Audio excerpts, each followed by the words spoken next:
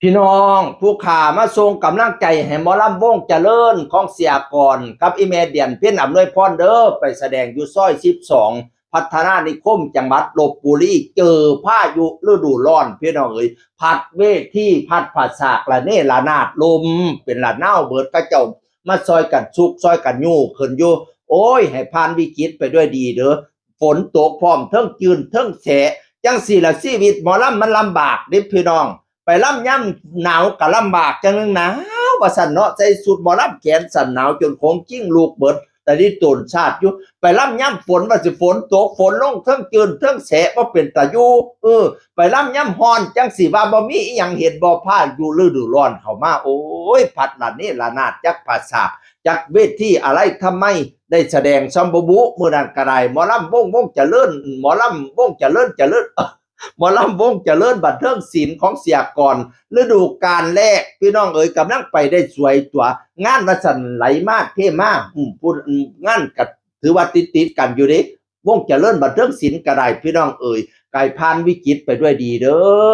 อหมอลำหลายๆคณะเพิ่นกระทรวงกำลังใจให้กันหมอลำสั้นเรากระทรวงกำลังใจให้หมอลำคณะนั้นคณะนี้เพิ่นกระทรวงกำลังใจให้สู้ๆเด้อสู้ๆเด้อเป็นกำลังใจให้เสียก่อนเอ้ยสู้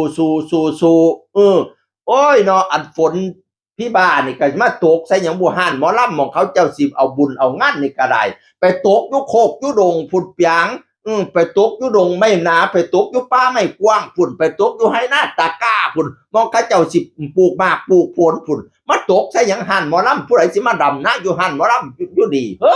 อันเทพบุตรเทวดานี่ก็บ่สร้างให้ยาเด้อใหญ่ก่อยได้ด่าเทวดาเด้อ คือพ่อใหญ่นิ่งหน่องเนาะรอดบาเทวดายังบ่สร้างคักแต่ว่าซั่นว่านิ่งหน่องเพชรพินทองนะแล้วเวลาเราไปนอนอยู่ใต้ห่มบักโบกแล้วบัดนี้ไปเลี้ยงควายไปนอนอยู่ใต้ห่มบักโบกแนมเห็นหน่วยบักโบกต้นบักโบกต้นบักใหญ่เนาะหน่วยบักโบกหน่วยคาปุ่มมือนี่แล้วก็เลยจมให้เทวดาโอ้ยเทวดายังบ่สร้างคักแท้บักโบกกับต้นบักใหญ่เฮ็ดหน่วยคาปุ่มมือนี่ บักโตนนะเคี้ยซ้ำนิ้วก้อยนี่หน่วยว่าสันใหญ่ซ้ำหัวคนนี่น่ะจะแม่นบ่สร้างกระดอกกระเดียคันบ่สร้างจังซี่นั่นบ่สร้างป่านนี้มาเปลี่ยนกับบักนิ่งหน่องมาเลี้ยงควายแทนบักนิ่งหน่องสิไปเป็นเทวดาแทนพะนะบ่เว้าบ่ทันได้ลมพัดวือบักโบกอยู่ทางเทิงหน่วยบักโบกหล่นใส่หัวแล้วปุ๊แล้วตกใจโอ้ยเทวดาสร้างแล้วเทวดาสร้างแล้วเทวดาสร้างแล้วล่ะคันบักโบกหน่วยซ้ำบักต้นบักนิ่งหน่องตายคักๆว่าซั่นเนาะบักโบกหล่นใส่หัวนะตอนแรกว่าเทวดาบ่สร้างบัดเทวดาเฮ็ดหน่วยบักโบกหน่วยน้อยซึ่งบัดนี้บักโบกหล่นใส่หัวเทวดาสร้างแล้วคันบักโบกหน่วยซ้ำบักต้นบักนิ่งหน่องตายคักๆว่าซั่นเนาะ